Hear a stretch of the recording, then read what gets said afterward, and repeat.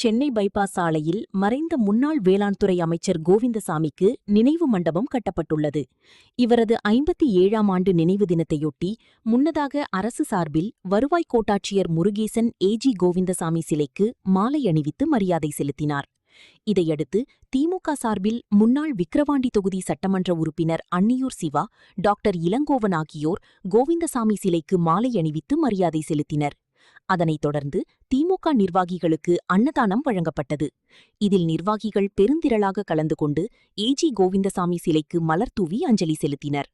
இந்த நிகழ்ச்சியில் முன்னாள் எம்எல்ஏ அன்னியூர் சிவா, அடுத்து வரவுள்ள முன்னாள் அமைச்சர் ஏஜி கோவிந்தசாமி பிறந்தநாள் நிகழ்ச்சியின்போது இந்த மணிமண்டபத்தில் நிர்வாகிகளுக்கான இலவச மருத்துவ முகாம் நடத்துவதற்கான ஏற்பாடு செய்யப்படும் என தெரிவித்தார்.